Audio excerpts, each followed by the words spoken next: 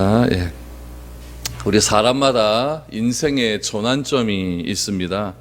그 전환점이 누군가와의 만남일 수도 있고, 또 책을 한 권 읽다가 그 책이 또 나의 인생의 전환점이 될 수가 있고, 또 좋은 직장에 취직함을 통해서 그 직장이 나의 인생의 전환점이 될 수도 있습니다. 우리가 계속 야곱의 이야기를 성경에서 읽다 보면은 야곱에게도 인생의 전환점이 몇 가지가 있었던 것 같습니다. 우리 베델에서 하나님을 만난 사건, 얼마나 큰 인생의 전환점입니까? 그 인생의 전환점을 통해서 외삼촌 라반의 집으로 가게 되었고, 그 라반의 집에서 열심히 일하게 되었고, 또 아내들과 자식들도 많이 얻는 그런 일들이 일어나게 되었습니다. 오늘 야곱의 또 하나의 인생의 전환점이 시작이 됩니다. 그 전환점은 무엇이냐면은 요셉이 태어난 사건입니다. 요셉이 태어난 사건 이후에 야곱이 어떤 삶의 전환점을 이루는지 우리가 오늘 잘 살펴보아야 됩니다. 야곱이 한 세 마디의 말을 우리가 살펴볼 겁니다. 그 세 마디의 말을 통해서 야곱이 어떻게 또 하나님 앞에 쓰임을 받아가고 어떻게 또 하나님께 빚어가시는지를 우리가 한번 살펴보면서 우리의 삶도 하나님 앞에서 빚어가고 하나님 앞에 쓰임받을 수 있는 그런 시간들이 될 수 있기를 원합니다. 25절 26절 보십시오. 라헬이 요셉을 낳았을 때에 야곱이 라반에게 이르되 나를 보내어 내 고향 나의 땅으로 가게 하시되 내가 외삼촌에게서 일하고 얻은 처자를 내게 주시어 나로 가게 하소서. 내가 외삼촌에게 한 일은 외삼촌이 아시나이다. 우리 25절에 보니까 때가 나옵니다. 야곱이 라반에게 말한 때가 언제였냐면은 라헬이 요셉을 낳았을 때라고 말을 합니다. 인생의 전환점이 시작되는 겁니다. 야곱이 요셉을 낳았을 때에 어떤 사건이 일어났는가, 어떤 야곱의 삶의 변화가 일어났는지를 한번 살펴보시기 바랍니다. 얼마나 기다렸던 아들입니까? 얼마나 라헬이 기다렸던 아들이고 온 집안이 기다렸던 아들입니까? 이미 야곱에게는 몇 명의 아들이 있었냐면 10명의 아들이 있었고 딸도 한 명 있었습니다. 그러나 라헬에게서 낳은 이 요셉은 굉장히 특별한 아들이었습니다. 요셉을 낳았을 때 라헬의 기쁨은 얼마나 기뻤을까? 이건 말도 못할 그런 기쁨이 있었습니다. 그동안의 서름, 그동안의 한, 그동안에 무시당했던 것들이 한순간에 벗겨지는 것이 요셉의 탄생의 순간이었을 것입니다. 근데 라헬은 요셉 하나로 만족하지 못합니다. 요셉을 딱 안고 나서 또 하나의 기도를 하지 않습니까? 하나님 아들 한 명만 더 주십시오 라고 그렇게 기도를 했습니다. 야곱은 어쩌면 이 라헬처럼 요셉만으로도 만족했을지도 모릅니다. 또 하나의 아들이 필요 없었을 수도 있어요. 그러나 라헬은 하나님께 기도를 했고 야곱은 이 요셉을 알으면서 굉장히 마음 가운데 이제는 내가 사랑하는 여인으로부터 자식을 얻었다라고 하는 그런 큰 기쁨이 있었을 것입니다. 그때 야곱이 요셉을 얻었을 때에 외삼촌 라반에게 뼈있는 말 한마디를 하게 됩니다. 그것은 무엇이냐면은 우리 25절에 보니까 자신의 고향으로 가겠다, 나의 고향으로 가겠다라는 말입니다. 이 말을 한 시점이 언제라고요? 요셉을 낳았을 때라는 이야기입니다. 그렇다면 여러분, 왜 하필이면 이때였을까요? 야곱은 요셉이 태어남을 통해서 자신의 인생에 무엇인가의 전환점이 있는 것이라는 것을 직감적으로 알게 됩니다. 그래서 요셉이 태어난 그 시대를 기점으로 해서 자신이 새로운 삶을 시작하겠다라고 하는 결심을 하게 된 겁니다. 그 결심이 어디로 가는 거냐면은 고향으로 가겠다라는 이야기입니다. 그런데 여러분, 가만히 생각해보면 야곱이 결정한 이 고향으로 가겠다라고 하는 이 말이 그렇게 좋은 말은 아니에요. 여러분, 고향에 누가 있습니까? 자기를 죽이려고 하는 형 에서가 있지 않습니까? 고향으로 가봐야 자기에게 불리한 것은 뻔한 일이거든요. 아버지 이삭의 소식을 들었습니까? 어머니 리브가의 소식을 들었습니까? 그런 소식은 잘 들리지도 않아요. 들리지도 않고 늘 언제나 자기 마음속에 불안함으로 간직하고 있었던 건 무엇이냐면은 형 에서가 아직까지 고향에 살고 있다라고 하는 그런 일들이었겠죠. 그렇다면 왜 야곱은 이렇게 불분명한 일을 가야만 했을까요? 여러분, 이 불분명한 일 가운데 무엇이 있기 때문에 그러냐면은 그 고향으로 가겠다고 하는 것은 하나님의 약속이 있기 때문에 그렇습니다. 야곱이 베델에서 하나님과 언약을 맺었을 때에 하나님께서 야곱에게 하신 말씀 중에 중요한 말씀 중에 하나가 무엇이냐면은 내가 너와 함께 있어 반드시 너를 내 고향 땅으로 다시 가게 하겠다라고 하는 그 약속의 메시지가 있었습니다. 야곱은 늘 언제나 그 마음을 두고 있었죠. 나는 언젠간 고향으로 가야 된다. 그때가 언제라고 생각을 한 겁니까? 요셉이 태어났을 그때라고 생각을 했다는 겁니다. 그래서 야곱은 고향에 자기를 그렇게 싫어하는 형 에서가 있었고, 그곳에 가면 더 힘든 삶을 살 것이라고 하는 예상은 되었지만은 자신은 고향을 가겠다라고 외삼촌 라반에게 이야기를 합니다. 그리고 또 하나 중요한 이야기를 합니다. 또 하나 중요한 이야기는 무엇이냐면 26절 말씀에 보니까 내 외삼촌에게서 일하고 얻은 처자를 내게 주시어라고 합니다. 처자를 내게 주시어. 여러분, 내가 일을 하고 얻은 처자라고 하는 이야기를 하는 것이죠. 여러분, 내가 일을 하고 얻은 이 처자라고 하는 말 속에는요, 굉장히 야곱의 복잡한 심정이 있다는 것을 우리가 알아야 됩니다. 야곱이 외삼촌 집에서 몇 년을 일했냐면 14년을 일을 합니다. 야곱이 14년 동안 제대로 된 품삯을 받았겠습니까? 야곱에게는 4명의 아내와 11명의 아들이 있었고 1명의 딸이 있었습니다. 야곱은 라반의 집에서 성실하게 일을 했습니다. 굉장히 일을 잘했습니다. 야곱이 라반에게 했던 말 속에도 보니까 내가 열심히 일을 했기 때문에 외삼촌이 소유가 얼마 없었지만은 내가 일을 함을 통해서 여호와 하나님께서 나를 통해 복을 주셨기 때문에 외삼촌 집이 이렇게 잘 살게 되었다라고 하는 것으로 보아서 야곱은 성실하게 일했습니다. 정직하게 일을 했습니다. 그러나 야곱은 외삼촌으로부터 제대로 된 품삯을 받지 못했습니다. 여러분, 야곱은 라반의 집에서 일을 했지만은 종은 아니었죠. 그렇죠? 그 당시에 종이라고 하는 개념은 자기 소유가 없습니다. 소유가 없다는 것은 주인으로부터 급여를 못 받는다는 이야기죠. 급여를 못 받는다는 이야기고, 혹시라도 종이 아내가 있고 아내로부터 자식을 낳았다고 한다면 그 아내와 자식은 다 누구의 소유냐면 주인의 소유입니다. 그러니까 그 당시의 종의 개념은 하나의 기계적인 개념이고 하나의 그냥 일꾼의 개념이지, 무슨 인격이 있고 무슨 내가 보수를 받는다거나 일한 만큼의 대가를 받는 그런 개념은 하나도 없다는 이야기입니다. 근데 야곱은 지금 라반에게 무엇이라고 이야기하냐면 내가 일을 하고 얻은 처자라고 이야기합니다. 이 말 속에는 무엇이냐면 나는 당신의 종이 아니라는 이야기입니다. 아니라는 이야기죠. 내가 일을 하고 얻은 이 처자라고 하는 말 속에서 야곱의 삶을 알 수가 있다는 이야기죠. 나는 당신의 종은 아니지만은 나는 종처럼 열심히 최선을 다해 일을 했다. 그 최선을 다해 일한 결과가 무엇이냐? 하나님께서 나에게 아내를 주셨고 하나님께서 나에게 자식을 주었다라는 이야기죠. 이제는 내가 고향으로 돌아가야 되는데 그 고향에 어떻게 돌아가겠느냐? 빈털터리로 가는 것이 아니라는 얘기죠.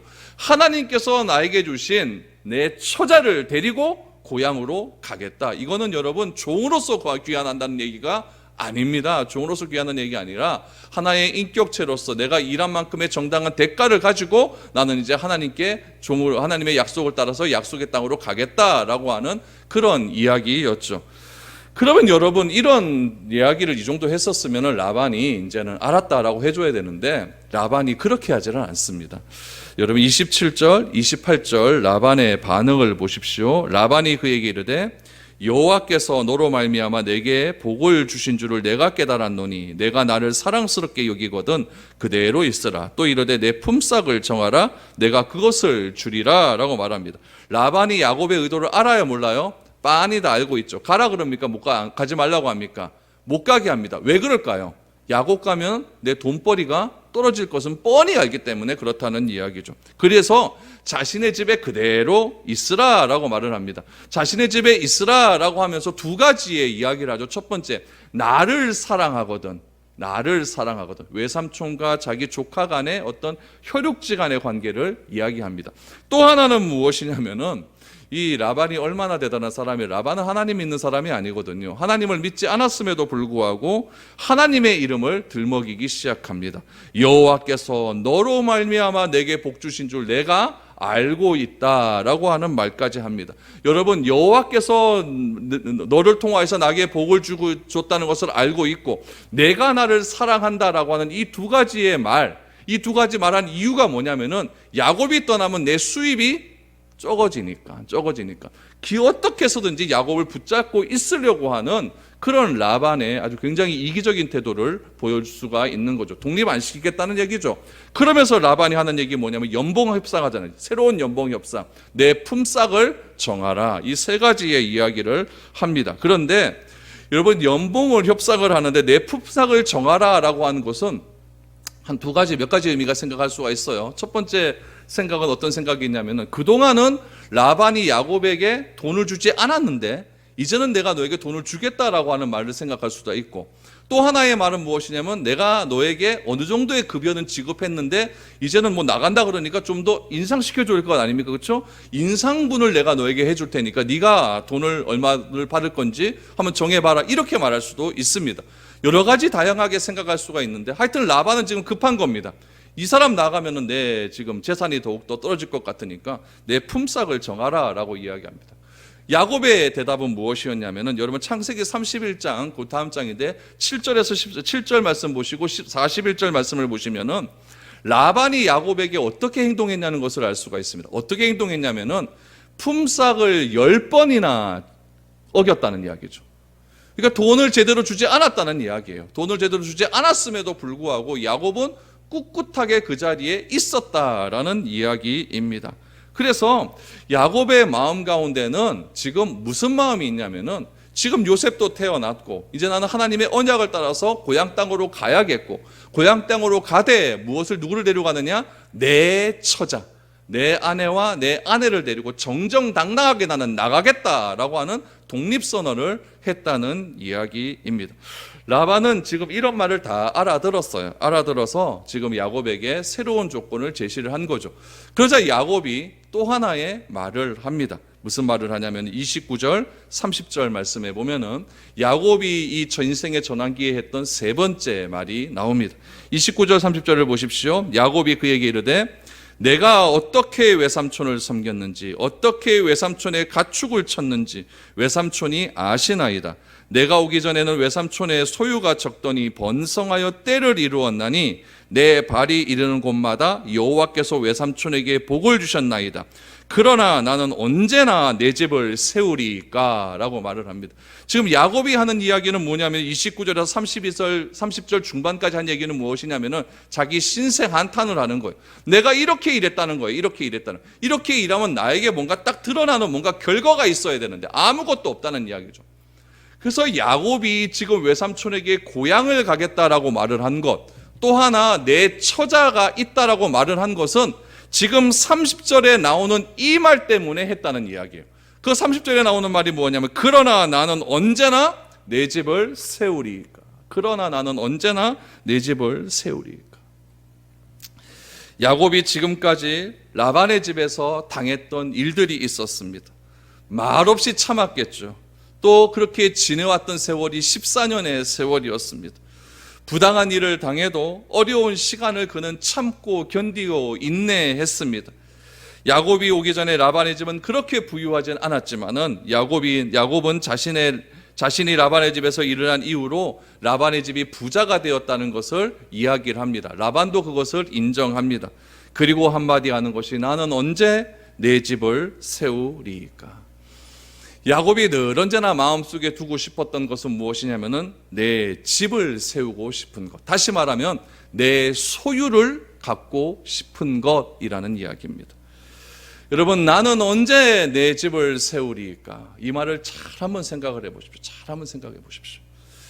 야곱이 한 그 말이 우리 인생의 목표 아니겠습니까? 나는 언제 내 집을 가질 수 있을까?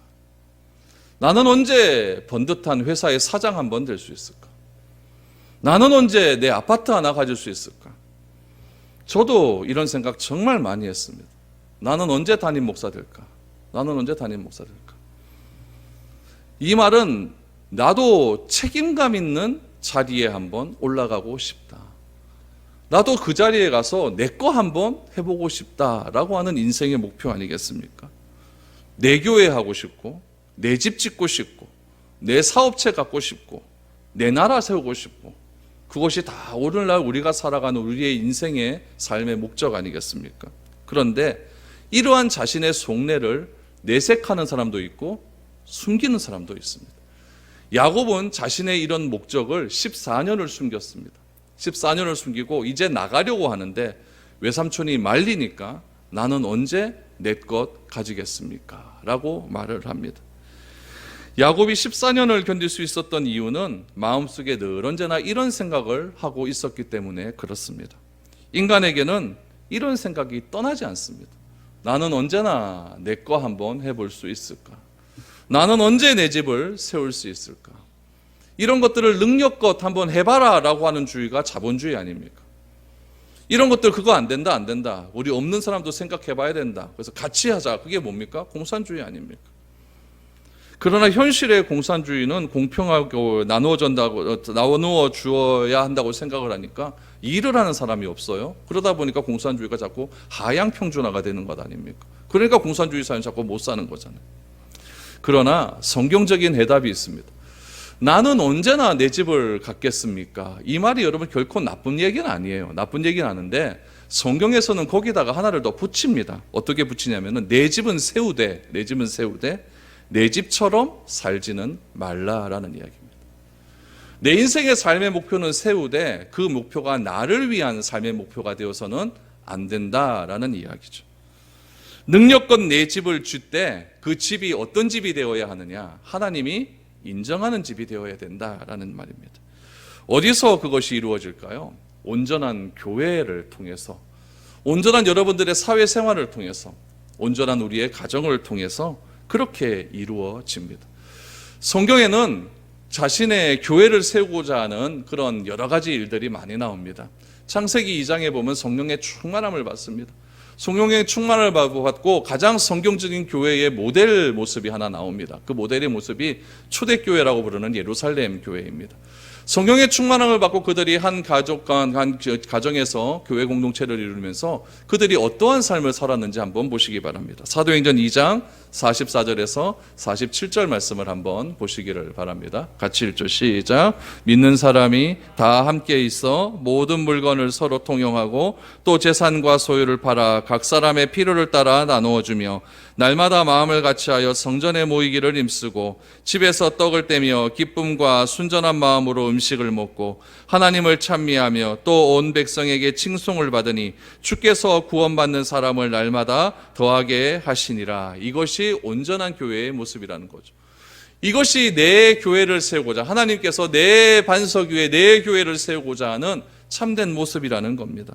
남의 부족함을 서로 채워줄 줄 아는 교회라는 거죠. 내 교회만 자꾸 무엇인가를 얻어서 그 소유함들이 많아지는 교회가 아니라 그 소유함을 서로 나누고 섬길 수 있는 교회의 모습이 내 집을 세우리까 라고 하는 그 말 속에 반대적인 말이라는 이야기죠.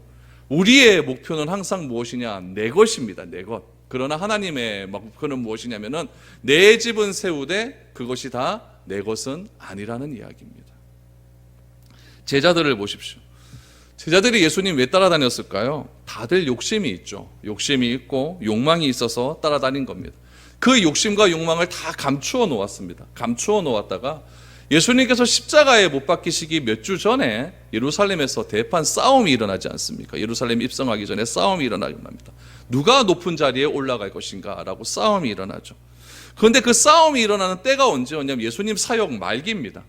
3년 거의 가까이 다녔을 때예요. 초창기에 다녔다고 하면 그런 말들이 좀 이해가 되죠. 잘 몰랐으니까. 3년 동안 제자들이 예수님으로부터 무엇을 배웠습니까? 그 수많은 말들을 직접 들었고 그 수많은 기적의 현장에 제자들은 함께 있었고 예수님과 함께 3년을 지냈습니다. 그럼에도 불구하고 제자들 마음속에는 내 집을 세우고자 하는 목표가 떠나지를 않는 겁니다. 떠나지를 않는 거예요. 결국 한 예수님께서는 그 제자들을 기적의 현장으로 데려가시고 겟세마네 동상의 기도의 현장으로 데려가시고 십자가의 현장으로 데려가시고 부활의 모습을 그들에게 보여주시고 결국엔 그것도 안 되니까 마가다락방까지 끌고 가셔서 마가다락방 속에서 놀라운 성령의 체험을 하시고 난 이후에 제자들의 삶은 어떤 삶을 살았습니까? 우리가 좀 전에 읽었던 사도행전 2장의 삶을 그제서야 살기 시작을 하는 것입니다. 여러분, 성령 세례의 자리로 끌고 가서 그들의 결단은 무엇이냐면은 내 집을 언제 세울 것인가에 사로잡혔던 사람들이 나는 언제 내 집을 허물 것인가로 바뀌게 되는 겁니다. 어떻게 하나님의 집을, 하나님의 사명을 이루어 갈 것인지에 집중하게 되었다는 이야기죠. 오늘날 우리가 살아가는 이 세상은 언제 내 집을 세울지에 대한 목표를 가지고 그렇게 살아가고 있습니다. 그런데 어떻게 보면은 언제 내 집을 세울까에 대한 목표를 가지고 그렇게 살아가는 사람은 정직한 사람일 수 있습니다. 그러나 세상은 어떤 세상이냐면은 어떻게 하면은 저 집을 내 집으로 만들까? 어떻게 하면은 저 사람의 집을 내 집으로 빼앗을까? 이런 생각을 가지고 살아가는 것이 오늘 이 세상입니다. 그 이야기가 여러분 요즘 대박친 영화 있죠? 기생충. 그 얘기잖아요. 안 보셨나 보네. 예. 그 부잣집에 들어가갖고 그 가정 도우미로 들어가고 차량 기사로 들어간 사람이 그 부잣집을 어떻게 내 집으로 빼앗을까에 대한 이야기가 기생충에 대한 이야기입니다. 여러분, 죄로 가득한 세상은 온통 남의 것을 빼앗아서 내 것으로 만들려고 하는 사람들로 가득 차 있습니다. 그게 우리가 살아가는 세상입니다. 야곱이 사는 시대는 별다른 게 있었을까요? 그때도 똑같습니다. 야곱은 말을 합니다. 내 집은 언제 지어야 할 것인가에 대한 목표로 가득 차 있었습니다. 그래서 14년을 버틴 겁니다. 그래서 라반과 새로운 계약을 맺기 시작하는데 그 새로운 계약을 맺고 난 뒤에 야곱이 내 집을 세우기 위해서 하는 일들을 한번 보십시오. 여러분 31절에서 33절입니다. 라반이 이르되 내가 무엇으로 내게 주랴?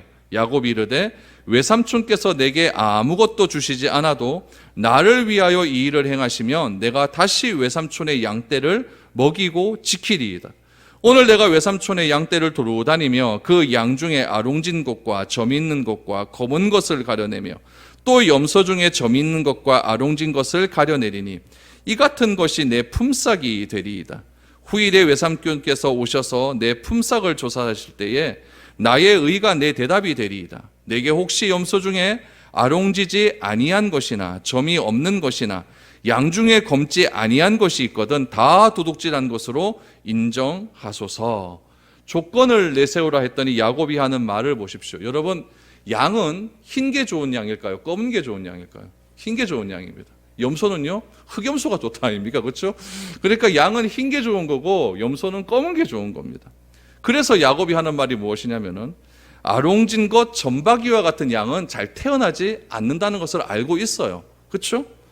야곱을 이것을 가지겠다라고 말을 합니다. 그런데 야곱이 달라진 것은, 여러분 여기서 보면 야곱이 달라진 것은 무엇을 알 수 있냐면은 옛날에는요, 자꾸 과거의 것에 집착하는 습관이 있었어요. 야곱이 아버지 집에 있었을 때는 무엇이냐면 자꾸 과거에 집착을 하죠. 나는 왜 장남이 못 됐을까? 나는 왜 장남이 못 되어서 하나님의 축복을 내가 다 받지 못했을까? 자꾸 과거에 집착하는 그런 삶을 살아갑니다. 근데 지금 야곱의 삶은 어떤 삶이었냐면은 베델에서 하나님을 만나고 과거보다는 미래지향적인 삶을 살아갑니다. 지금 여기서 새로운 계약을 하게 되는데, 새로운 계약할 때 과거에 얽매인 삶을 살았다라고 한다면 14년 동안 10번이나 계약 조건 위반한 거 다 나에게 다시 주십시오. 그러면 내가 하겠습니다. 이게 과거지향적인 삶 아니겠습니까? 근데 야곱은 거기에 대한 이야기는 단 한마디도 하지 않습니다. 단 한마디도 않고 앞으로는 이렇게 한 것은 내 것입니다 라고만 이야기를 합니다. 여러분, 야곱의 신앙이, 이런 모습을 보면서 야곱의 신앙이 조금 자랐다는 것을 알 수가 있어요. 그래서 어떤 사람은 수십 년 전의 일을 가지고 마음에 품고 마음에 알아가지고 여러분 마음을 그걸 품지 않고 그 사람과 원수지간이 되어서 그렇게 살아가는 사람들이 있습니다. 헌신할 수 있는 기회를 달라서 기회를 줬더니 자신은 인정하지 않는다고 불평 불만을 가지고 욕을 하는 사람, 그런 사람들이 있어요. 그래서 어려운 것 아니겠습니까? 그래서 어떻게 보면 우리가 살아가는 이 시대는 굉장히 좀 어떻게 보면은 정직한 시대인 것 같아요. 계약을 딱 맺어갖고 너 이만큼 일하면 내가 이만큼 줄게. 여러분, 기브 앤 테이크가 분명하지 않습니까? 그 계약 조건에서 벗어나지는 않잖아요. 근데 이런 것들이 다 어디로 들어와 버리면 교회까지 다 들어와 버립니다. 교회까지 다 들어와서 내가 이만큼 했으니까 이만큼에 대한 보상을 달라고 이야기합니다. 요즘 교회는요. 보상을 달라고 이야기해서 자꾸 교회에서 헌신적이고 내가 봉사를 하려고 하는 그런 성경적인 개념이 아니라 뭘 하면은 돈 내놓으라 그러잖아요. 돈 내놓으라 그러잖아요. 그래서 요즘 교회가 좀 두 갈래 길에 갈려져 있어요. 하나는 무엇이냐면은 성경의 가르침대로 철저하게 봉사직으로 헌신하는 마음으로 그렇게 교회가 갈 것이냐, 아니면 다 돈 주는 것이냐. 이거 지금 선택해야 된다는 이야기. 안 그러면 아무도 안 하니까요. 아무도 안 하니까요. 왜 성가대 하는 사람만 돈 받고 성가대 합니까? 여러분, 이거는 별로 바람직한 일이 아니거든요. 진짜 바람직한 일이 아니거든요. 그래서 이 교회 안에서도 이런 일들이 자꾸 일어나다 보니까 교회 안에 분쟁이 생기고 안 좋은 일들이 자꾸 일어나게 된다는 이야기예요. 야곱이 지금 신앙이 굉장히 성숙했다는 것은 무엇을 의미하냐면은 이제는 과거의 일은 내가 지났다는 이야기예요. 새로운 조건을 내려고 새로운 조건 하에서 그렇게 내가 당신과 새롭게 한번 삶을 살아가겠다라고 이야기를 하는 것입니다. 야곱의 신앙에 조금 자랐다는 것을 알 수가 있죠. 그러자 이 라반이 야곱에게 무엇이라고 이야기합니까? 34절부터 보십시오. 라반이 이르되 내가 내 말대로 하리라 하고 그날에 그가 숫녀섬 중 얼룩무늬 있는 것과 점 있는 것을 가리고 암용소 중 흰 바탕에 아롱짓꽃과 점 있는 것을 가리고 양 중에 검은 것을 가려 자기 아들들의 손을 맡기고 자기와 야곱의 사이를 사흘길이 뜨게 하였고 야곱은 라반의 남은 양떼를 치니라. 저는 34절에서 36절을 읽으면서 정말 임마 이거 대단하다 이런 생각이 들었어요. 정말 대단하지 않습니까? 라반을 보십시오. 야곱의 말을 듣자마자 한 것이 무엇이냐? 아롱짓것, 점 있는 것, 얼룩무늬 있는 것, 이거 야곱이 가지겠다 그러니까 그거 따로 떼는 겁니다. 따로 떼는 거죠. 그거 누구에게 맡깁니까? 전부 라반의 아들에게 맡겨버려요. 야곱에게는 뭔만 맡기느냐? 흰 것과 검은 것을 맡겨버려요. 그럼 야곱이 가져갈 것 있습니까? 없습니까? 없어요. 그리고 여러분 중요한 게 뭐냐면은 36절 말씀해 보니까 자기 아들과 야곱이 가지고 있는 양떼 사이를 며칠 길을 했다? 3일 길을 뛰었다는 건 무엇이냐면 서로 교배하지 못하게 만들었다는 이야기예요. 교배하다가 괜히 검은 거 나와버리면 라반이 지금 손해보는 일이 되어버리니까 교배하지 못하고 3일 길을 떨어놨대요. 그럼 한 10km 넘는 거리 아닙니까? 그 길을 뛰어놓은 거예요. 그걸 언제 했습니까? 그날에 야곱과 라반이 계약 맺은 그날에 그렇게 했다. 그러니까 라반이 자기 재산에 대한 욕심이 얼마나 큰지를 알 수가 있는 거죠. 한 14년 자기 조카가 그 정도 일해를 해줬으면은 좀 줘도 될 것 같은데 죽어라고 안 주려고 그래요. 죽어라고 안 주려고 그래요. 그리고 그날에 이런 일들을 벌리게 되는 것이죠. 자기 재산을 지키기 위해서, 다시 말하면 자기의 집을 세우기 위해서 라반도 이렇게 하고 있다는 이야기예요. 라반도 내 거는 안 뺏기겠다는 이야기죠. 라반은 변한 것 하나도 없습니다. 14년 동안요. 자기 것 안 주겠다는 이야기예요. 완전히 구분 짓겠다는 이야기죠. 야곱은 어떻게 합니까? 37절을 보십시오. 야곱이 버드나무와 살구나무와 신풍나무의 푸른 가지를 가져다가 그것들의 껍질을 벗겨 흰 무늬를 내고 그 껍질 벗긴 가지를 양떼가 와서 먹는 개천의 물 구유에 세워 양떼를 향하게 하며 그때가 물을 먹으러 올 때에 새끼를 베니 가지 앞에서 새끼를 뱀으로 얼룩얼룩한 것과 점이 있고 아롱진 것을 낳은지라. 여러분 진짜 웃기지 않습니까? 이 부분에서 여러분 우리가 읽어갈수록 새롭게 느끼는 것을 하나 발견해야 됩니다. 지금 야곱이 지금 이렇게 하는 짓이 정직한 짓입니까? 야근 짓입니까? 야근 짓입니다. 이거는 야근 짓이에요. 아까 제가 말씀을 드렸죠. 세상은 어떤 세상이냐면은 내 집 세우기 위해서 남의 것을 빼앗아서라도 내 집을 세우려고 하는 세상이에요. 지금 야곱이 하는 짓이 남의 것 빼앗아서 내 집 세우겠다는 짓 아닙니까? 그렇죠? 그런데 하나님의 큰 틀에서 보자면 야곱이 한 이 결정은 야근 것이고 어리석은 것이고 하나님의 관점에서 전혀 정직하지 않은 일이에요. 그럼에도 불구하고 하나님은 그것이 그렇게 이루어지게 끌고 가버리십니다. 끌고 가버려서 결국에는 하나님이 하시는 약속을 이루게 만들어버려요. 무엇이냐? 인간이 하는 모든 결정은 흠이 있습니다. 인간이 하는 모든 결정은 하나님의 마음에 100% 마음에 들 수 있는 그런 결정이 없어요. 그러나 내가 그런 어리석은 결정을 한다 할지라도 나의 마음속에 하나님의 약속을 믿고 그 약속대로 내가 꿋꿋하게 가고자 한다고 한다면 나의 그 어리석은 결정을 하나님께서 선하게 만들어 주시어서 반드시 하나님의 약속을 이루시게 하는 분이라는 이야기입니다. 아멘? 이것이 놀랍다는 이야기예요. 우리가 교회 생활하면서 얼마나 어리석은 결정 많이 합니까? 얼마나 내 집 세우기 위해서 그런 결정 많이 합니까? 나한테 유리한 쪽으로 가기 위해서 얼마나 그런 결정 많이 합니까? 사회생활은 어떻습니까? 똑같잖아요. 그럼에도 불구하고 하나님께서 오늘 이 자리까지 우리를 존재하게 만드시는 거예요. 왜요? 그런 어리석은 결정 가운데서도 하나님께서 교회를 통하여서 이루고자 하는 놀라운 약속이 있기 때문에, 그 약속 이루라고 우리를 지금 끌고 가신다는 이야기예요. 끌고 가신다는 이야기. 얼마나 하나님의 그 놀라운 일들이 크고 굉장합니까? 저는 37절에서 39절 말씀을 보면서 무릎을 딱 쳤습니다. 하나님이 이렇게도 행하시는 것. 이것이 모든 것을 합력하여 선을 이루시는 하나님의 놀라운 계획이구나. 놀라운 계획이구나. 하나님께서 지금 야곱과 베델에서 언약을 맺지 않았습니까? 내가 너와 영원토록 함께하겠다. 내가 너를 고향으로 다시 돌아오게 하겠다. 그 언약을 하나님께서 이루시기 위하여서 이런 일들에 대해서 어떻게 응답하시는가? 인간의 조그마한 실수, 인간의 조그마한 잘못된 결정, 그런 것들 괜찮다. 내가 너를 이끌어 가겠다. 하나님께서 택하신 사람은 절대 하나님이 놓지 않으심을 믿으시기를 바랍니다. 내 조금 실수했다고 하나님이 날 버린 것 아닌가? 내가 기도했는데 기도 응답 없다고 하나님께서 내 기도 안 들어주시는 거 아닌가? 이렇게 여러분 속 좁은 게 예수 믿지 말라는 거예요. 좀 크게 넓게 하나님께서 이렇게 우리를 이끌어 가신다. 이렇게 이끌어 가신다. 하나님 앞에서 이런 것이 하나도 이상하거나 문제될 것이 없습니다. 여러분, 근데 야곱은 왜 이렇게 했을까? 야곱은 왜 이렇게 했을까? 오늘 보니까 뭐 버드나무, 살구나무, 신풍나무 이거 푸른 가지 가져다가 껍질을 벗겨서 흰 무늬를 냈다라고 하지 않습니까? 왜 이렇게 했었을까? 제가 이렇게 배경들 좀 찾아보니까 그 당시에 양치던 목동들 사이에 있었던 흔히 있었던 일들입니다. 그래서 속설이 있었다는 이야기죠. 오늘 본문처럼 이런 버드나무, 살구나무, 선풍나무를 냇가에다 이렇게 뿌려놓고 그 뿌린 나무에 물을 먹고 그 양들이 서로 교배를 하게 되면은 그 양들 사이에서 어떤 양들이 나오냐면 점 있는 양이 나오기 때문에 이런 일은 하지 말자라고 하는 그 당시 목동들 사이에 뉴스들이 있었습니다. 요즘 말로 하면은 유튜브를 통해서 막 소식이 전해지는 거죠. 이런 뉴스들이 있었다는 거죠. 야곱도 그 14년을 양을 쳤기 때문에 그런 건 뉴스는 다 들었다는 이야기죠. 그런 뉴스대로 그렇게 야곱도 행했다라는 이야기죠. 야곱이 외삼촌은 하나님께서 자기를 통해 복을 받았다라고 말을 하지 않았습니까? 외삼촌도 그걸 인정합니까? 안 합니까? 했어요.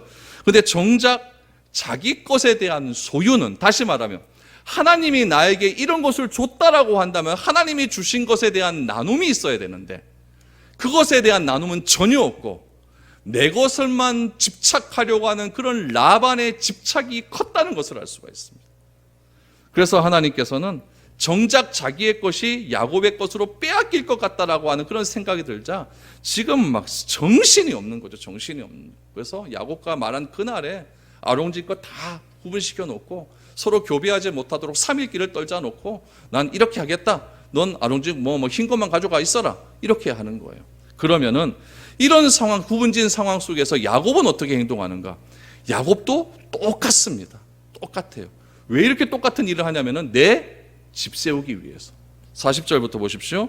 야곱이 새끼 양을 구분하고 그 얼룩무늬와 검은빛 있는 것을 라반의 양과 서로 마주보게 하며 자기 양을 따로 두어 라반의 양과 섞이지 않게 하며 튼튼한 양이 새끼 뵐 때에는 야곱이 개천에다가 양떼의 눈앞에 그 가지를 두어 양이 그 가지 곁에서 새끼를 베게 하고 약한 양이면 그 가지를 두지 아니하니 그렇게 하므로 약한 것은 라반의 것이 되고 튼튼한 것은 야곱의 것이 된지라.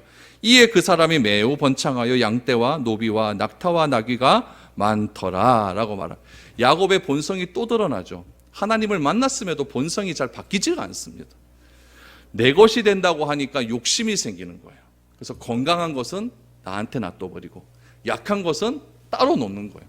그래서 건강한 곳에다가는 나무 뿌린 거에다가 물을 먹여가지고 그 건강한 양에서는 아롱진 것 나오게 하고 약한 양에게는 그런 것 안 줘서 그 약한 양 새끼만 받게 해버리는 거죠. 야곱 보세요. 내 것이 된다고 한 것과 라반의 것과 일하는 태도가 같아요, 달라요? 이러면 안 된다는 거예요. 이렇게 하는 행동이 내 집을 짓고자 하는 인간의 욕망이고 욕심이라는 이야기예요. 내 것 되는 거는 잘합니다. 그러나 다른 사람의 것은 잘 안 하려고 해요. 이것이 우리의 인간 사는 내 집을 세우는 방법이라는 거죠. 여러분, 우리가 내 집을 어떻게 세울 것인가에 대한 목표가 생기고 또 그 목표가 어느 정도 구체적으로 실행이 되어져 가면은 우리는 똑같습니다. 욕심이 생겨요. 욕망이 생기는 거죠. 그렇게 되면 야곱과 같은 이런 태도를 할 수밖에 없다는 이야기입니다. 내 일을 할 때와 외삼촌의 일을 할 때 태도가 달라졌다. 그래야 내 집을 빨리 세울 수 있기 때문이다라는 거죠. 내 집을 빨리 세우기 위해서 수단과 방법을 가리지 않습니다. 양심이고 도덕이고 윤리가 없습니다. 이렇게 해서 내 집을 세운들 하나님이 그 집을 보고 기뻐하실까요? 요즘 이렇게 세워놓고 뭐라고 합니까? 모든 것 다 하나님이 하셨습니다. 이렇게 해버립니다. 그럼 하나님이 이렇게 잘못된 생각을 가지고 일을 하는 것, 그 사이에도 하나님께서 그거 보시고 잘했다 그렇게 하시는 분일까요? 그건 아닙니다. 근데 여러분 참 신기한 건 뭐냐면은 마태복음 1장에 보면 야곱이 믿음의 족보에 있습니까 없습니까? 있어요. 그러나 야곱의 현실은 이렇다라는 겁니다. 베델에서 하나님을 만나 약속을 받은 것은 야곱의 인생의 전환점이었습니다. 라헬을 만난 것도 야곱의 인생의 전환점이었죠. 라헬의 뱃속에서 14년이 넘는 기간 동안에 또 그 이상의 기간 동안에 요셉을 얻는 것, 그것도 인생의 전환점이었습니다. 라헬의 몸에서 자신의 아들이 태어나자마자 드는 생각이 무엇입니까? 라헬의 몸에서 아들 하나만 낳았으면 소원이 없겠다라고 해서 그 아들이 태어났더니 드는 생각이 무엇입니까? 빨리 내 집을 세우고 싶다.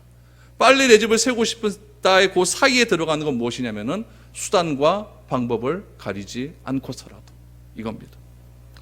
하나님이 자신의 삶을 간섭하고 계시고 자신에게 한 약속을 믿고 있음에도 불구하고 자신이 가지고 있는 욕심 때문에 욕심 앞에서 다 허물어지는 인간의 연약함을 보게 됩니다.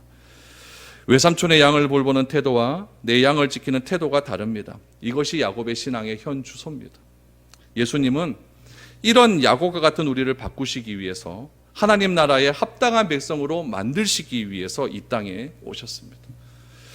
우리는 편한 예배를 요즘 드리지 못합니다. 마스크 쓰고 계신 분들 계신데 얼마나 답답합니까? 힘듭니다, 여러분. 이거 불안합니다.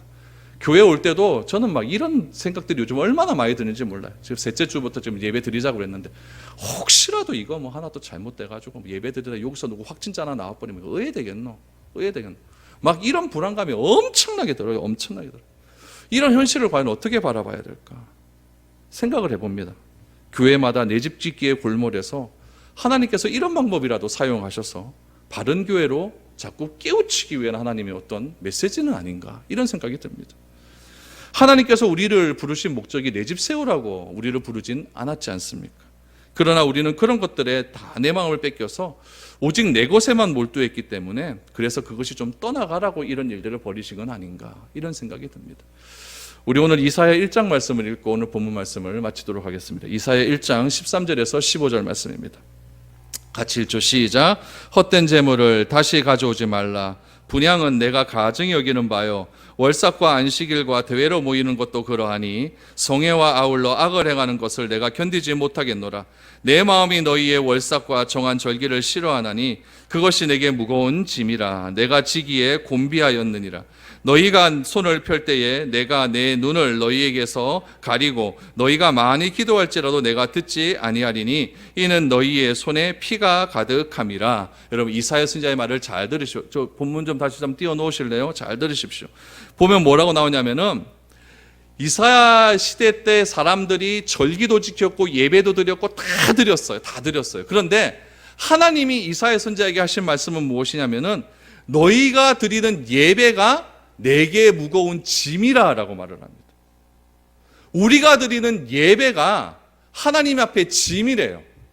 그래서 그 짐을 들기에 하나님께서 너무 힘들다고 합니다. 그렇다면 왜 우리가 드리는 예배가 하나님 앞에는 짐이 될까요? 이유는 딱 한 가지입니다. 오늘 이사야서 말씀에는 15절 말씀해 보니까 너희 손에 피가 가득하기 때문에.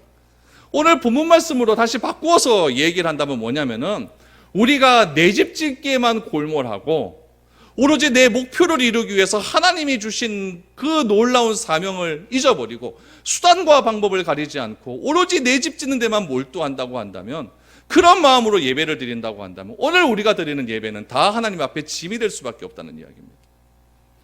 저는 여러분들이 큰 틀에서 생각할 수 있기를 원합니다. 하나님이 세우신 큰 틀이 있습니다.